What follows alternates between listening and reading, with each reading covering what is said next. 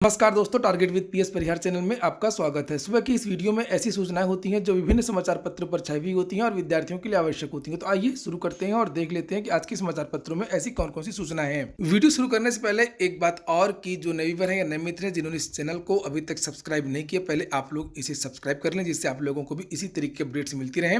और जो मित्र पहले सब्सक्राइब कर चुके हैं वो लोग इस वीडियो को लाइक कर दें और वीडियो को पूरा देखें। यहाँ पर लिखा हुआ है कि विभागों ने अधीनस्थ सेवा चयन आयोग को भर्ती के लिए संशोधित प्रस्ताव भेजना शुरू किया। आयोग पहुंचा 25,000 रिक्त पदों का प्रस्ताव। असल में मामला यह है कि लगभग 35,000 पदों के लिए पहले प्रस्ताव भेज दिया गया था, लेकिन आयोग ने विभागों से कहा कि आयोग को संशोधित प्रस्ताव भेजें जिसमें ईडब्ल्यूएस आरक्षण इत्यादि को लागू करें। तो समाचार पत्र में ये लिखा है कि संशोधित प्रस्ताव भी अब आने शुरू हो गए हैं और लगभग 25,000 जो प्रस्ताव है वो आयोग पहुंच चुके हैं। यहाँ पर लिखा है कि राज्य सरकार की सख्ती का असर दिखने लगा है। विभागों ने आर्थिक रूप से कमजोर वर्गों के लिए आरक्षित पदों को रिक्तियों में शामिल कर नए सिरे से भर्ती प्रस्ताव अधीनस्थ सेवा चयन आयोग को भेजना शुरू कर दिया है और अब तक 25,000 से अधिक रिक्त पदों का भर्ती प्रस्ताव आयोग को नए सिरे से मिल चुका है। आयोग चाहे तो इनकी भर्ती की जो कार्रवाई है वो आगे बढ़ा सकता है। दरअसल अधीनस्थ सेवा चयन आयोग के पास 35,000 से अधिक रिक्त पदों पर भर्ती प्रस्ताव काफी समय से लंबित था। मुख्यमंत्री ने बीते सितंबर में भर्ती की कार्रवाई 6 महीने में पूरी करने के निर्देश दिए थे। जब विद्यार्थियों ने संविदा के लिए विरोध प्रदर्शन किया था उसी समय मुख्यमंत्री का भी ये बयान आया था कि जो है उत्तर प्रदेश में जितने भी रिक्त पद हैं वो 6 महीने के अंदर भरे जाएं। उसी के क्रम में ये प्रस्ताव अलग अलग विभागों से भेजे गए थे। अब ये देखना है कि जो विभाग हैं उन्होंने तो प्रस्ताव भेज दिया है, अब आयोग का भर्ती प्रक्रिया को आगे बढ़ाता है। यहाँ पर नीचे लिखा हुआ है कि इसके बाद आयोग ने पूर्व से लंबित समस्त भर्ती प्रस्ताव ईडब्ल्यूएस आरक्षण शामिल कर नए सिरे से उपलब्ध कराने के लिए विभागों को लौटा दिया था। विभागों ने अब आयोग को संशोधित प्रस्ताव भेजना शुरू कर दिया है। इनमें से राजस्व, ग्राम्य विकास, चिकित्सा एवं स्वास्थ्य, आंतरिक लेखा एवं लेखा परीक्षा, कृषि, समाज कल्याण, पीडब्ल्यूडी समेत करीब 50 विभागों के जो प्रस्ताव हैं वो शामिल थे। सभी विभागों के प्रस्ताव आने पर रिक्तियों की संख्या 40,000 पहुंच सकती है। तो ये वो विभाग है जहां से भर्तियां होनी है, जैसे परिवार कल्याण विभाग से 9,455, राजस्व लेखपाल के 7,832, कृषि विभाग से 1,967, ग्राम विकास से 1,595, चिकित्सा एवं स्वास्थ्य से 1,469, लेखा परीक्षक की भर्ती होनी है 1,309 पदों पर, लोक निर्माण विभाग से 892 पदों पर भर्ती होनी है, समाज कल्याण पर 400 पदों पर भर्ती होनी है, सचिवालय प्रशासन पर 199 पदों पर भर्ती होनी है, अर्थ एवं सांख्य विभाग 137 और माध्यमिक शिक्षा परिषद के 105 पदों पर भर्ती होनी है। वहीं एक और सूचना है अब्दुल कलाम टेक्निकल यूनिवर्सिटी की। लिखा है SEE state engineering entrance exam जो होता है उसके बारे में है। लखनऊ विश्वविद्यालय पुनर्वास समेत कई विश्वविद्यालय स्पेशल राउंड में शामिल हैं। काउंसलिंग हो रही है और ये तीसरे चरण की काउंसलिंग कल शुरू हो गई है और लगभग 887 सीटें खाली हैं। आप लोगों को एक बात बता दूं कि जो स्टेट इंजीनियरिंग एंट्रेंस एग्जाम होता है, जिसे पहले UPTU कहा जाता था, जिसमें उत्तर प्रदेश के जो इंजीनियरिंग विद्यालय होते हैं वहाँ पर विद्यार्थी प्रवेश लेते हैं, अब अगले साल से जो वहाँ पर परीक्षा होगी और ये वहाँ पर एडमिशन होगा वो JEE परीक्षा के आधार पर ही अब एडमिशन होगा। अब UPTU या UPSEE की जो परीक्षा होती है एंट्रेंस की वो अब नहीं होगी, ये अंतिम परीक्षा थी। विद्यार्थियों को भी फायदा होगा, अब अलग अलग परीक्षा नहीं देनी होगी कि UPTU एंट्रेंस की अलग एग्जाम होता है और JEE मेंस एडवांस इत्यादि अलग एग्जाम होता है। केवल अब एक एग्जाम होगा JEE मेंस वाला और उसी के आधार पर IIT में एडमिशन होगा, NIT में एडमिशन होगा और UPTU के जो विद्यालय होते हैं उनमें भी अब एडमिशन होगा। यहाँ पर लिखा है कि प्रदेश के इंजीनियरिंग, मैनेजमेंट व फार्मेसी संस्थाओं में प्रवेश के लिए चल रही SEE की काउंसलिंग का स्पेशल राउंड बृहस्पतिवार देर शाम शुरू हो गया है। अभी तक सिर्फ AKTU से संबद्ध सरकारी कॉलेजों के लिए आयोजित इस स्पेशल राउंड में पहली बार प्रदेश के कई विश्वविद्यालय भी शामिल होंगे। बहुत सारे ऐसे विश्वविद्यालय भी होते हैं जहाँ पर इंजीनियरिंग का कोर्स चलता है और वहाँ की जो सीटें भी SEE से भरी जाएंगी। फिर से आप लोगों को याद दिला दूंगा, अगर आप लोगों ने वीडियो को लाइक ना किया हो तो वीडियो को लाइक अवश्य कर दें। अगली सूचना है UPTET 2019 की। इलाहाबाद हाईकोर्ट ने शिक्षक पात्रता परीक्षा 2019 के परिणाम को चुनौती देने वाली याचिका पर राज्य सरकार से जानकारी मांगी है। याचिका में परीक्षा में पूछे गए 5 सवालों के जवाब गलत होने का आरोप है। देखिए ऐसा है, ये राज्य सरकार से जानकारी मांगती रहेगी कोर्ट और विद्यार्थियों की नौकरी लग चुकी है और अब ज़्यादा कुछ होने की उम्मीद नहीं है और ये जानकारी मांगते रहेंगे और कभी भी इस पर ऑर्डर जल्दी नहीं आएगा। चाहे हाई कोर्ट हो, चाहे सुप्रीम कोर्ट हो, चाहे वो सरकार हो, न्याय इतनी देर से मिलता है कि उस न्याय की कोई कीमत ही नहीं रह जाती है। तो इसके बारे में मैं ज़्यादा कुछ नहीं बोलूँगा और अगली सूचना की तरफ देखते हैं। लिखा है कि आईआईटी व एनआईटी में सत्र 2021 और 22 से मातृभाषा में पढ़ाई।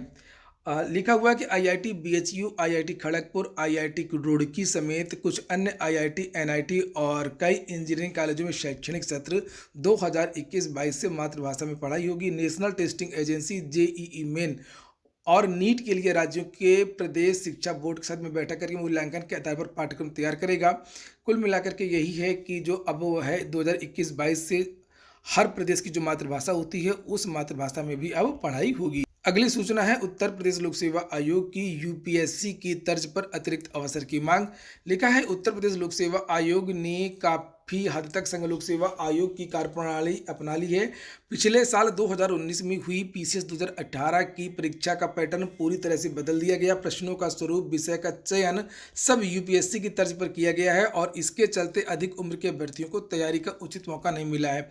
तो जो बदलाव किया गया था उत्तर प्रदेश लोक सेवा आयोग के द्वारा पीसीएस में, उसी बदलाव की वजह से विद्यार्थी ये मांग कर रहे थे कि जब भी संघ लोक सेवा आयोग की तरफ से कोई बदलाव होता है या उत्तर प्रदेश लोक सेवा आयोग से, तो विद्यार्थियों को मौके दिए जाते हैं। 2 मौके विद्यार्थी पहले से मांग रहे थे और उस पर ये सूचना है। लिखा है कि यूपीएससी ने पीसी परीक्षा में कई बदलाव किया था। प्रारंभिक परीक्षा नेगेटिव मार्किंग 18 की जगह 13 गुना पास करवाना, मुख्य परीक्षा में 2 की जगह 1 विषय को कराना, मुख्य परीक्षा में समान अध्ययन के 2 वैकल्पिक पेपर के स्थान पर 4 पेपर करना, समाज कार्य, रक्षा अध्ययन, कृषि अभियांत्रिकी, अरबी फारसी जैसे विषयों को हटा देना। तो बहुत सारे बदलाव किए गए थे, इसलिए विद्यार्थी मांग कर रहे थे। अब देखना होगा कि सरकार इनको मौका कब देती है, लेकिन जानकारी निकल करके आ रही है कि 2021 में इन विद्यार्थियों को मौका दिया जा सकता है। अगली सूचना है उत्तर प्रदेश लोक सेवा आयोग से निकली भर्ती की। लिखा 2 दिन बाद प्रवक्ता पद का आवेदन शुरू हो गया है। आयोग की वेबसाइट में तकनीकी गड़बड़ी आने से राजकीय डिग्री कॉलेज में प्रवक्ता पद के आवेदन तय समय पर शुरू नहीं हो पाया और आयोग ने सीधी भर्ती के तहत 24 नवंबर को वेबसाइट पर ऑनलाइन आवेदन प्रक्रिया शुरू की थी। आवेदन शुरू हो गया था, लेकिन प्रवक्ता पद के अभ्यर्थी आवेदन नहीं कर पा रहे थे। गुरुवार की शाम 6:03 पर गड़बड़ी ठीक करके आवेदन की प्रक्रिया शुरू कर दी गई है, तो विद्यार्थी आवेदन कर सकते हैं। अगली सूचना है यूपी की। यूपी में कल एक मीटिंग हुई थी, उसके बारे में ये सूचना है। लिखा है कि अधीनस्थ सेवा चयन आयोग की प्रारंभिक परीक्षा अप्रैल में होने के आसार। शासन की ओर से 2 चरणों में भर्ती परीक्षाएं आयोजित करने का प्रस्ताव मंजूर किए जाने के बाद में गुरुवार को उत्तर प्रदेश अधीनस्थ सेवा चयन आयोग की बैठक में इस व्यवस्था को अमली जामा पहनाने पर चर्चा हुई। यूं तो बैठक में कोई ठोस फैसला नहीं हो सका, लेकिन बैठक के बाद आयोग के अध्यक्ष प्रवीर कुमार ने संकेत दिए। पंचायत चुनाव और यूपी बोर्ड परीक्षाओं को देखते हुए समूह घ के पदों पर भर्तियों के प्रारंभिक अर्हता पीईटी का आयोजन अगले साल अप्रैल में किया जा सकता है। तो ये केवल संकेत दिया है और केवल पीईटी के बारे में चर्चा हुई थी, वो मैंने आप लोगों से भी बताया था कि उत्तर प्रदेश में जो भी परीक्षाएं, जो भी भर्तियां होंगी अब पीईटी के बाद ही होंगी। पीईटी एक नया बहाना मिल गया है और उसके बाद से फिर विधानसभा के चुनाव शुरू हो जाएंगे और एक भी भर्ती नहीं हो पाएगी। बहुत सारे विद्यार्थी इसीलिए पीईटी का विरोध भी कर रहे हैं। नीचे आगे लिखा है कि आयोग की बैठक में पीईटी परीक्षा का पाठ्यक्रम तय करने के लिए कमेटी के गठन पर चर्चा की गई है। पाठ्यक्रम कमेटी का गठन करने के लिए आयोग के अध्यक्ष को अधिकृत किया गया।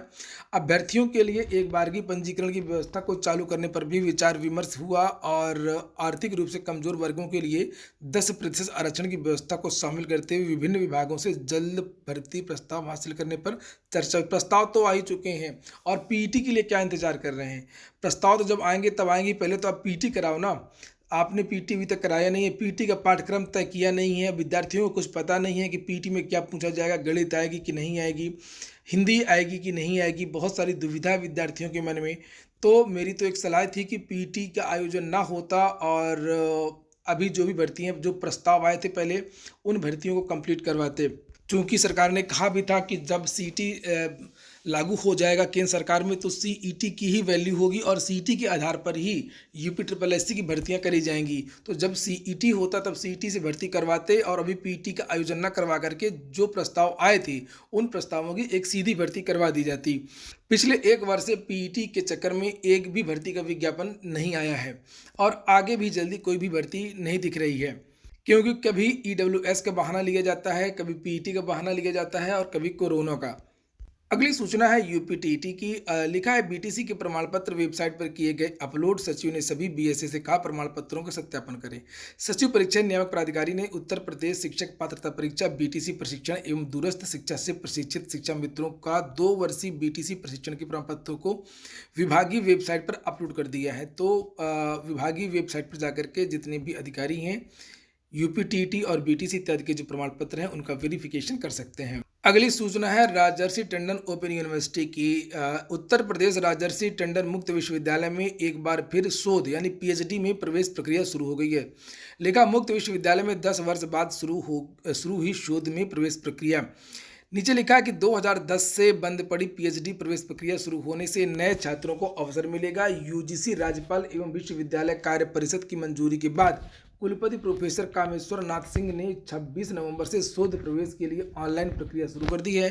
कुलपति ने बताया कि इस बार पीएचडी में प्रवेश लेने वालों को 6 महीने का प्री पीएचडी कोर्स करना होगा। प्रवेश लेने वाले छात्रों को अब अपने गाइड मुक्त विश्वविद्यालय से ही चुनने होंगे। अब छात्रों को बाहरी गाइड लेने की अनुमति नहीं होगी। कुल मिलाकर के लब्बुलुआब ये है कि अब आप लोग राजर्षि टंडन ओपन यूनिवर्सिटी से भी पीएचडी कर सकते हैं। टीजीटी पीजीटी का जो साक्षात्कार निरस्त किया गया था 1 दिसंबर का, वो अब 13 दिसंबर को होगा। लिखा उत्तर प्रदेश माध्यमिक शिक्षा सेवा चयन बोर्ड ने स्नातक एवं शिक्षक निर्वाचन के कारण शिक्षक भर्ती के लिए 1 दिसंबर का साक्षात्कार स्थगित करने की पहले ही घोषणा कर दी है और बोर्ड की ओर से अब यह स्थगित साक्षात्कार 13 दिसंबर को होगा। एसएससी की सूचना है CHSL 2018 स्किल टेस्ट में 22% ने छोड़ दी परीक्षा। कर्मचारी चयन आयोग कंबाइंड हायर सेकेंडरी लेवल परीक्षा 2018 में स्किल टेस्ट में पंजीकृत 9,994 अभ्यर्थियों में से 7800 यानी कि 78% अभ्यर्थी उपस्थित रहे। अगली सूचना है आज के लगभग सभी समाचार पत्रों में दी हुई है। 69,000 शिक्षक भर्ती को लेकर के 4 दिसंबर को राष्ट्रीय पिछड़ा वर्ग आयोग में सुनवाई होनी है। विद्यार्थियों का आरोप था कि जिन विद्यार्थियों के अधिक अंक हैं उनका चयन नहीं हुआ है, जिनके कम अंक हैं उनका चयन हुआ है। लिखा है बेसिक शिक्षा परिषद के प्राथमिक स्कूलों में 31,277 शिक्षकों की अनंतिम जिला आवरण सूची में कम गुणांक वाले अभ्यर्थियों के चयन का मुद्दा फिर तुल पकड़ गया। राष्ट्रीय पिछड़ा वर्ग आयोग ने इस बार शिक्षकों की नियुक्ति कराने वाले बेसिक शिक्षा परिषद को छोड़कर के विभाग के आला अफसरों को तलब किया है। आयोग इस मामले की सुनवाई 4 दिसंबर को करेगा।